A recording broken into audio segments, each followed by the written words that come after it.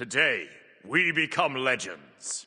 Hey, my name's Inter, welcome back to the channel, and today we have 11.2 patch notes to go over. There's going to be a whole bunch of changes coming to the game. I know I am a day late on this. I will also have a God Reveal for Nut coming out very soon, an ability overview for her. I was quite busy yesterday, so I didn't get a chance to cover these, but I'm bringing you my thoughts on them today. So yeah, let's just jump right in. So first up, we have some changes to Conquest in 11.2.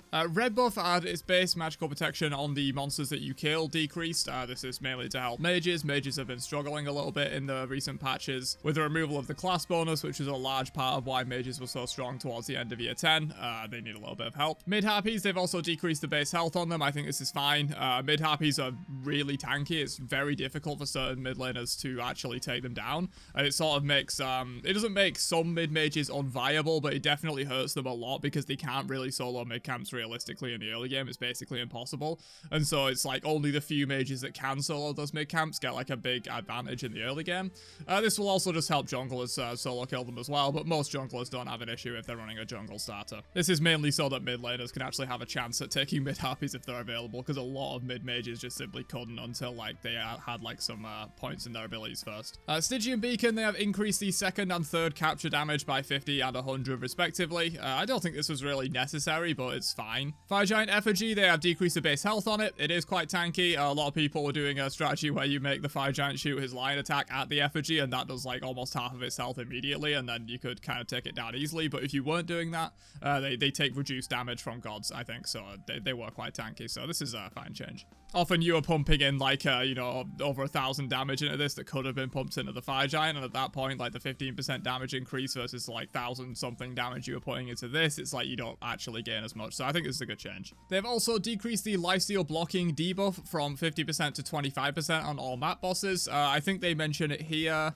Yeah, unintended changes. Basically, you couldn't lifesteal from objectives in 11.1. It was a bug, it seems. They're going to be fixing that in this update, and then they're going to be reducing the lifesteal blocking debuff to 25%, which is an interesting change. Obviously, they implemented the 50% reduction overall on anything that's not a god on lifesteal, and then buffed it up a little bit. So this is basically, it's going to be very similar to where it was before. It might not be quite exactly the same, but yeah, they're making this change because they already made a global change to where you don't lifesteal as much from non-gods anyway, and so they're just reducing this as well, because I think it stacked up to the point where you were getting no lifesteal because they had this in place, and they also had the 50% reduction from other things. So good to see. It was really annoying to tank objectives, especially with hunters in 11.1, because it was completely bugged to where you couldn't lifesteal whatsoever from objectives, and that's kind of a large part of objective play in Conquest. So good to see that's fixed. Duel. The following gods are now unbanned in Duel, and the following gods are now banned in Duel. So for those of you that care about that, there's your ban list. Items. Warrior's Axe. Decreased physical power from 20 to 15. Great change. Warrior's Axe was completely dominating everything in solo. Even on Bluestone characters, I was going Warrior's Axe. I think the only person I wasn't going Warrior's Axe on was King Arthur, just because he's such a good user of Bluestone.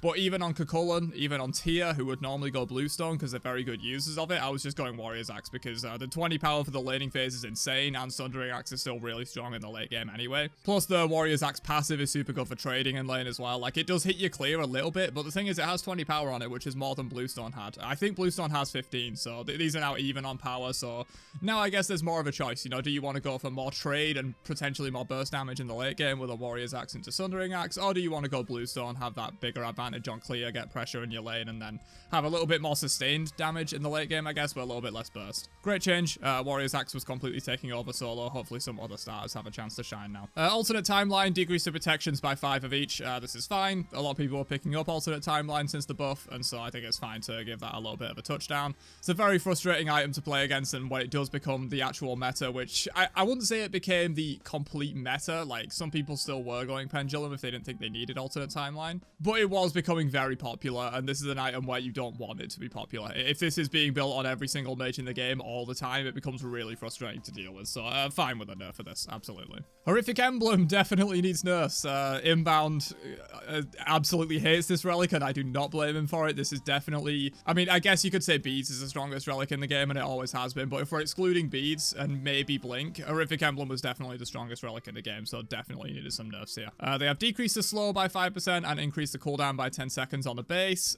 Same thing on the upgrade, and same thing on the upgrade as well. So all emblems have basically just got a slightly weaker slow and 10 seconds extra on the cooldown. I think this relic's still going to be really strong after these changes because it still does a lot of things for you, but definitely needed a touchdown, so this is a good start. Proximity Ward may now no longer be purchased on level 5. Yeah, a lot of people are trying to do strategies where you put one of these proximity wards at the entrance where people pull their buffs towards the lane in like solo and duo, and catching people out with that big slow. It's almost like a reverse Invader's Curse, you know, you just get slowed massively as you're trying to pull your buffs towards the lane, and you just can't get out because you don't have your movement ability at level 1 until you finish clearing those buffs.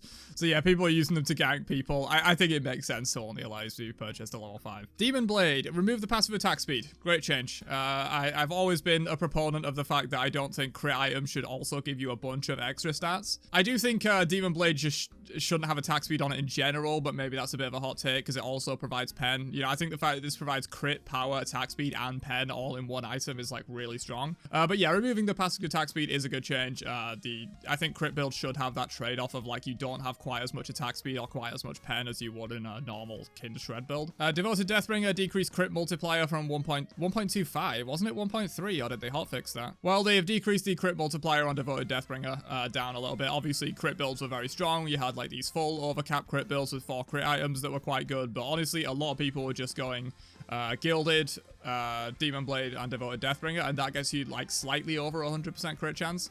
And you don't even necessarily care about the power that you're getting from Devoted. You just want that 100% crit chance of 3 items, which is completely insane. And then you would just buy like double percent pen in your starter, and you're kind of chilling. So yeah, crit definitely did need a nerf. I think this is a good start. We'll have to see where crit lands after this, because I do think it was really strong.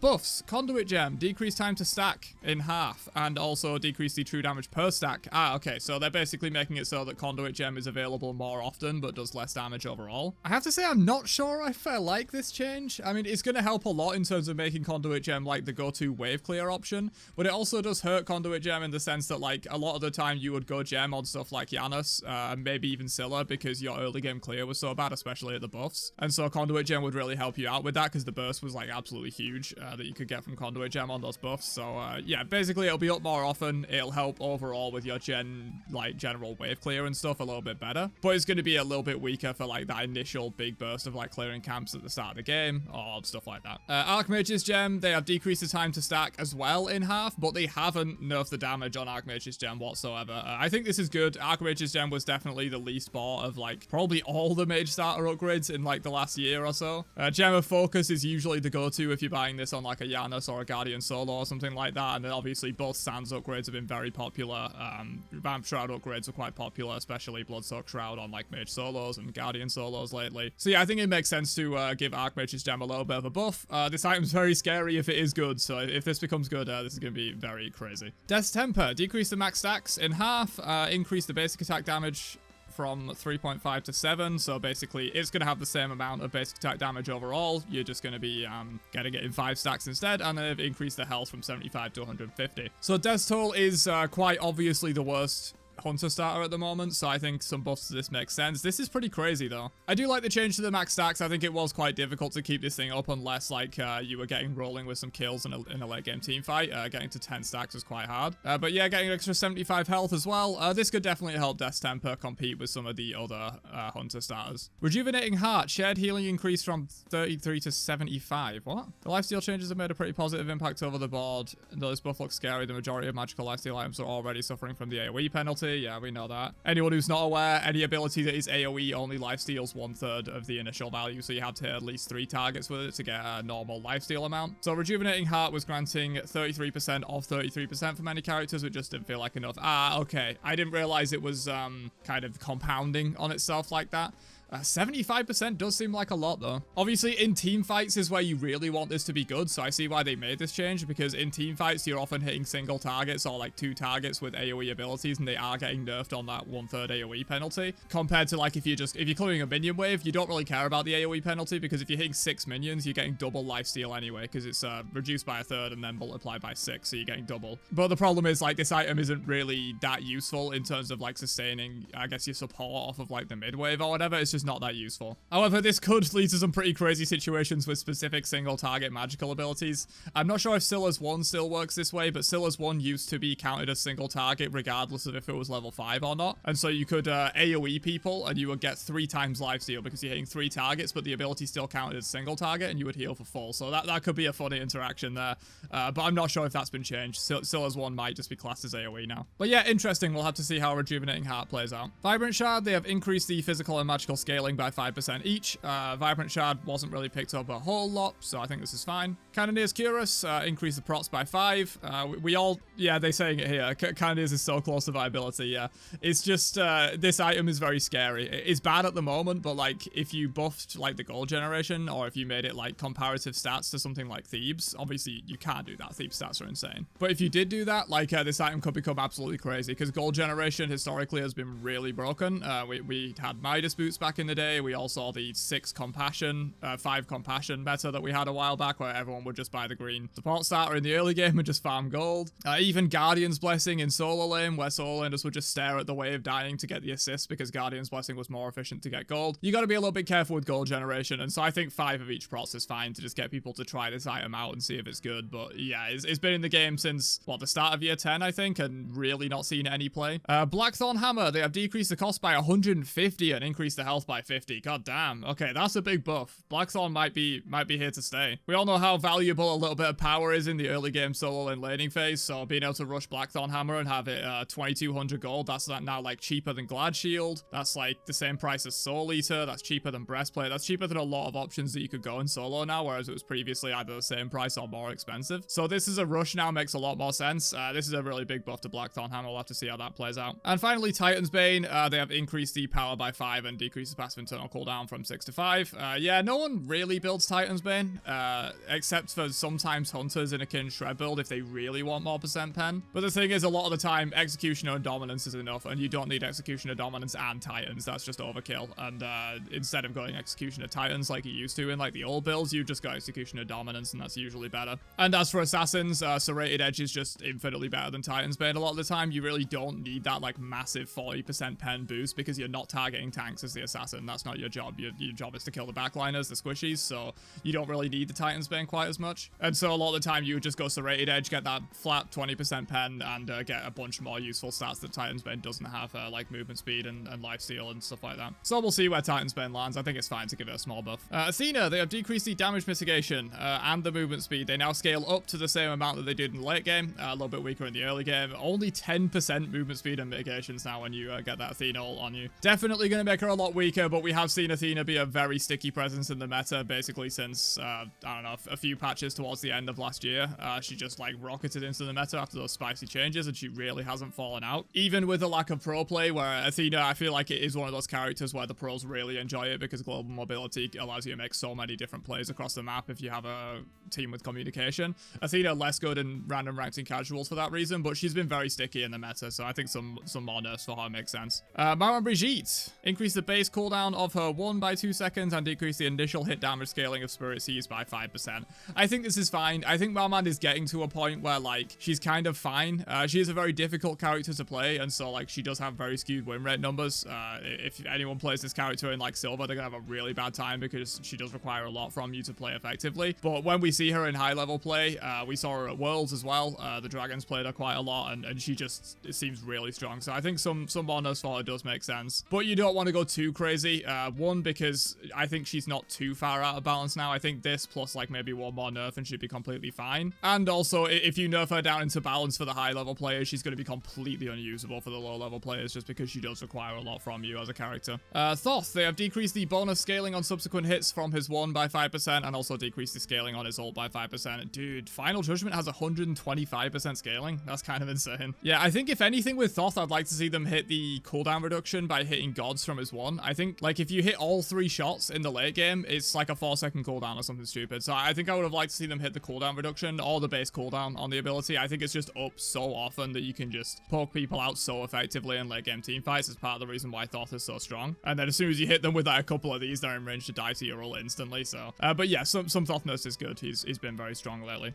Moving on to the Whale. Oh, this is some big Whale nerfs. So on his passive, they have shifted the max stacks from 6 to 10 to 8 at all ranks. ranks, so it's going to be stronger in the early game, interestingly, but a little bit weaker in the late game. And they have decreased the protections per stack from 2 to 6 to 1 to 5, so just weaker in general across the board by 1. So technically it's not stronger in the early game. You're going to be getting 8 prots instead of 12 prots, and then in the late game you're going to be going from 60 down to 40. So some pretty big nerfs there overall to the free prots that he's getting from this. I think it makes sense. Obviously his damage also scales with his prots, so it's going to be nerfing his damage a little bit in that way as well. Sonic Wave decreased the damage a little bit. This is fine. This ability is up constantly, so it also applies that damage reduction and stuff like that. So I think it makes sense for this to not do like a crazy amount of damage considering how often it's up. They've shifted the damage increase debuff from 5 to 15. It's now 6 to 10 on the ultimate in the late game when you are like next to him. I don't think this was particularly a problem. Obviously you do take a lot of damage if you're doing that, but honestly the time dilation effect is probably the bigger part of this ability, and a lot of the time I would rather people take the time dilation if they don't have like beads to deal with it. But yeah, you were taking a lot of damage if you were near the whale when he was ulting, so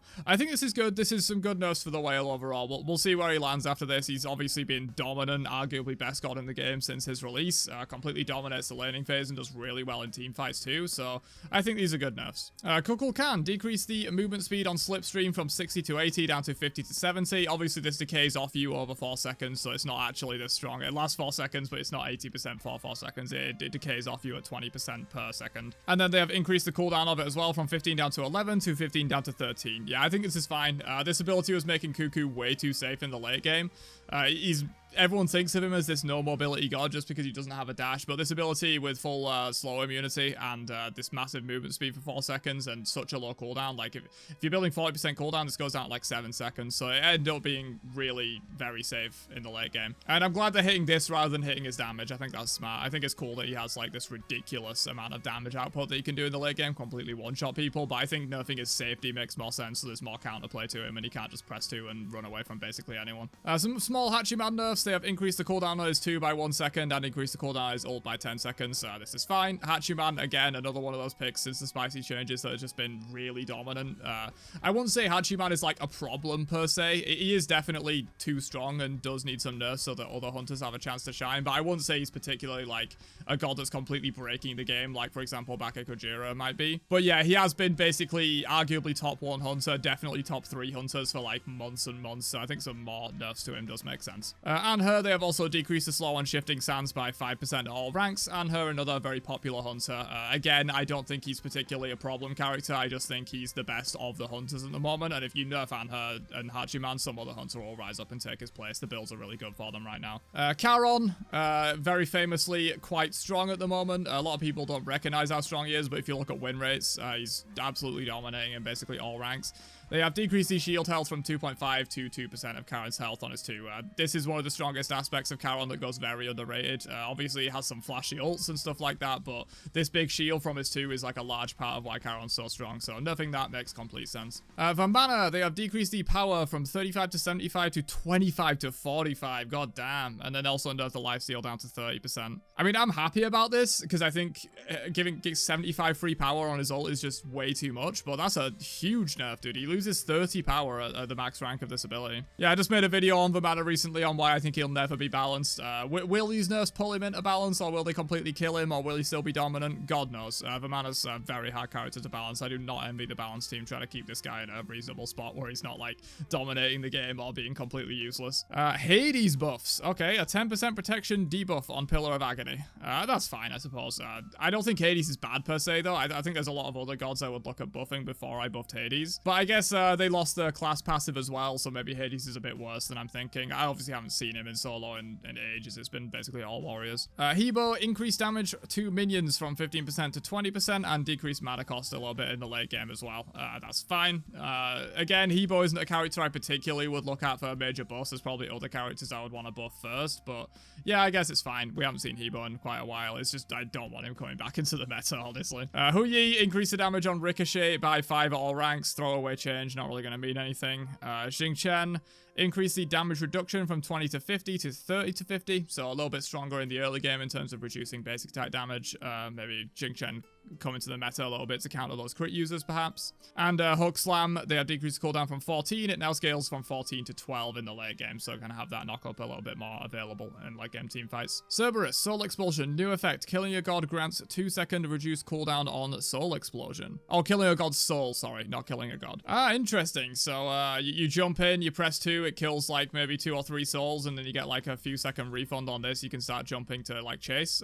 Gives him a little bit more of options, you know, instead of having to blink in and force a jump and then chase with Soul Expulsion, you can maybe actually jump in with Soul Expulsion, get that reduced cooldown, and then follow them again with it once they use their movement. Definitely a good buff overall to Cerberus there. Zhong Kui, they have increased his base attack speed, decreased the max stacks, and increased the protections in a way that it will be the same amount from his demon bag, so it's just going to be a little bit easier to stack that. Kali decreased the cooldown of incense from 15 to 14. This is fine. Kali got a lot of major nerfs after she was like very dominant for a while, and so I think giving her a small buff is okay. Again, this is kind of, they're buffing a lot of characters here that I'm very scared of like them coming back into the meta. You know, you've got Hades, you've got Hebo, you've got Kali, but they are relatively small buffs. So I don't think we're going to see Kali completely rocket into the meta just off of this. I think if anything, she needs a little bit of a revert on the threshold, like the healing percentages that she got. It's down to like 60% now or something, which is very weak, especially when it's countered by anti-heal as well, which is very prevalent in the game. Horus, they have increased his base health by 4 and increased his health per level by 12, and they've also increased the heal on his passive from 1 plus 0.6 to 4 plus 0.8. Okay, so a little bit more health, a little bit more healing for Horus. I don't think he really needed buffs, but they're very small. Hercules increased the base damage of Earthbreaker in the late game. Not gonna matter whatsoever. Throwaway change. Nemesis increased shield by... Oh, that's actually a pretty substantial amount. So it's 50 in the early game, but only 30 in the late game. So it's going from 100 to 150 at rank 1. Obviously, you rank your 2 first and then the shield on Nemesis. So for a lot of the early game, you're going to be getting 50 extra shield. That's pretty relevant. And then her ultimate, they have increased the movement speed from 10 to 20 to 10 to 20. Oh, it scales up more evenly now instead of... Why did it do that? I guess that's just old god syndrome. They're just essentially fixing that. That's not even really a... It is a buff, technically, but it's barely a buff. And finally, we have Chiron. Increased base damage on his 3 by 5 up to 25 and decrease the mana cost to 70 at all ranks. Again, this is just a bit of old god syndrome. 90 mana is a lot to pay for an ability in the late game. But yeah, not really going to make too much of an impact on Chiron, I don't think. But yeah, overall, very good patch, I think. Not anything too crazy. I don't think like any major meta swings are going to happen from this, but a lot of these changes are just very sensible changes that I would make. Like nerfs to overperformers, buffs to underperformers. The item changes I think are really great. I think a lot of these item changes make a ton of sense. Yeah, pretty much a very good patch. I'll give this patch like a 9 out of 10. Nothing crazy is happening. It's not like they're really bringing anything new, but maybe next patch we'll get to see some like more substantial stuff in that regard. But yeah, hopefully you guys enjoyed this one. Let me know your thoughts on the patch notes down below. Do you like them? Do you not like them? All that good stuff. And I will catch you guys in another one later on. Have a great day and peace out, you nerds.